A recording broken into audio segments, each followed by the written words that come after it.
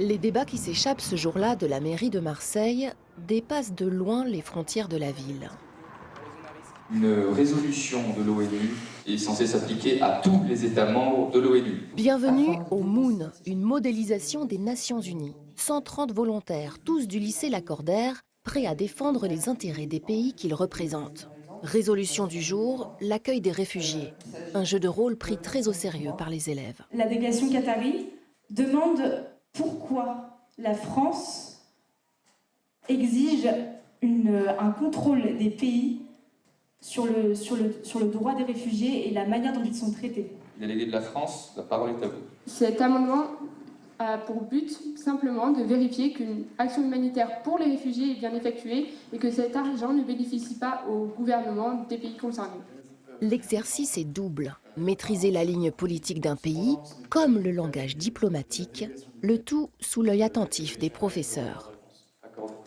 Mais comment des pays que l'on pourrait qualifier de pseudo-démocratie peuvent garantir de tels droits? En fait, cette résolution, elle s'applique pour tous les pays. L'Espagne en fera partie si elle la signe. Non, pas si elle la signe. L'Espagne fait partie de l'ONU.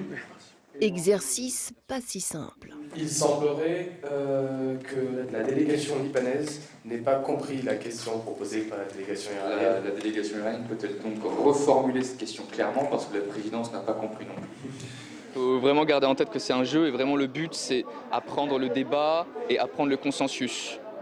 Que les délégués se portant en faveur de l'amendement lèvent leur pancarte vraiment haut. Avec une écrasante majorité, l'amendement est adopté.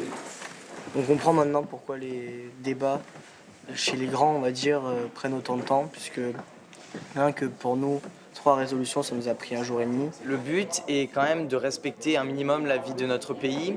Après, on doit voter des résolutions qui ne sont pas prises, donc forcément, on va prendre des initiatives en tant que lycéen. Aujourd'hui, cette résolution, elle vise à accroître juste l'influence économique de la Chine. Elle n'a aucun rapport sur l'accueil des réfugiés. Et ça veut dire que nous, pays africains, on attend. Nous, pays africains, on attend. La passion des débats se poursuit hors assemblée. Une implication de chacun, à l'image de Georgia, 17 ans, élève de terminale, à l'origine du projet. J'ai eu beaucoup de retours positifs, directement après, en recevant des messages, même directement à la fin de l'événement. Tout le monde a beaucoup aimé le principe, parce qu'ils ne le connaissaient pas forcément au début. C'est pratiqué beaucoup dans des lycées, mais pas à Marseille. Du coup, ça a vraiment été une découverte pour eux, une innovation.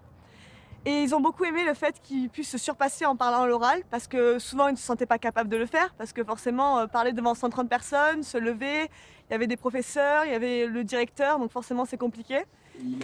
Faire des projets comme ça, pour moi ça fait partie de l'éducation et ça fait partie des apprentissages, un peu spontanés mais accompagnés, et qui permettent de faire des hommes et des femmes solides, debout, et des personnes engagées dans la société. C'était ça que le père Lacordaire voulait. C'était des personnes qui puissent s'engager dans la société au service des autres.